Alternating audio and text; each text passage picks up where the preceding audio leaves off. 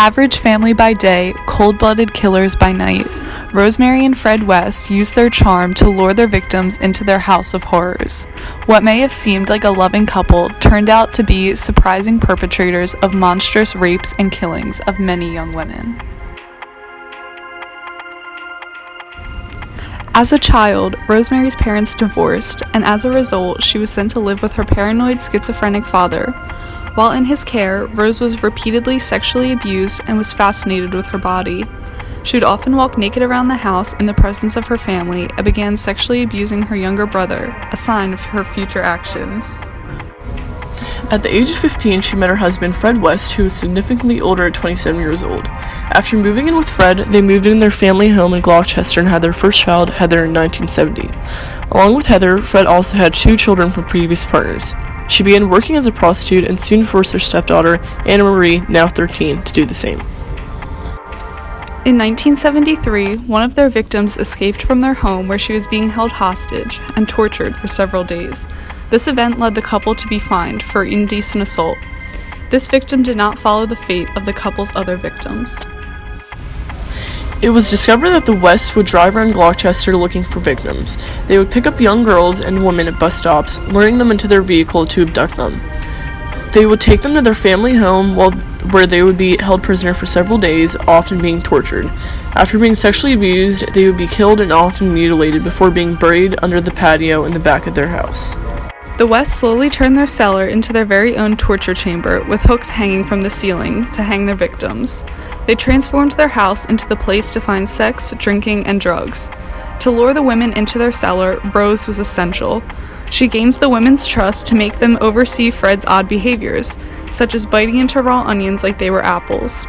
When she gained their trust, they would be bound by clothing in the cellar, often barely able to breathe and left disoriented. After torturing them for hours and sexually abusing them repeatedly, their victims would be murdered, often beheaded, and sometimes having their fingers and toes cut off before being buried under the cellar floor. The Wests would often brag to their victims about their success in hiding their victims from the police. Rose and Fred took pride in the humiliation of their victims, and this drove them to kill again. Their crimes would remain secret for another 10 years until their daughter Heather threatened to speak out against them. After raping their daughter and killing and dismembering her, their secrets would be revealed. 7 years after Heather's disappearance, her friends became suspicious. The police obtained a warrant to search the West's home on February 24, 1994. What rose suspicion was Fred's response when asked about his daughter's disappearance. Instead of saying something along the lines of, "Yes, I'm just as concerned as you are," he responded, "I haven't murdered my daughter."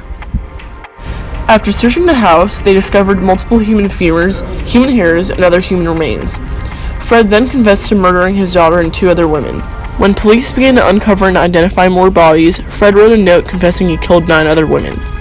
Rose, during all of this, severed communication with Fred and said she had nothing to do with the murders.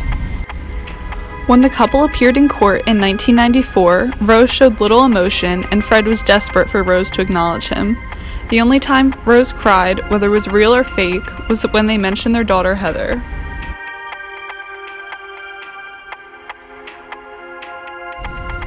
Fred killed himself in jail in 1995, and Rosemary's trial began the following October. She was facing charges of 10 murders. The most effective testimonies were those of her daughter, Anna Marie, and their nanny who escaped torture, Caroline Roberts. These testimonies, along with forensic evidence, made a strong case against Rosemary. The jury found her guilty of 3 murders, and after a whole night of deliberation, found her guilty of the remaining 7. The trial took 31 days. She was sentenced to life imprisonment with the recommendation that she never be released. It is thought that the decade between the torture of Caroline Roberts in 1978 and the murder of their daughter Heather in 1987 could have had more victims. A serial rapist and killer like Rosemary and Fred could not have just halted for a whole 9 years. The police never found victims killed during this time. It is still believed that there are other victims of the Wests that have not been discovered. 10 people were proved to have fallen victim to the murderous couple. Rosemary is serving her sentence at HMP Low Newton in England. She will never be released and has never admitted to her guilt. Her daughter, Anna Marie, now speaks out on the horrors of her childhood.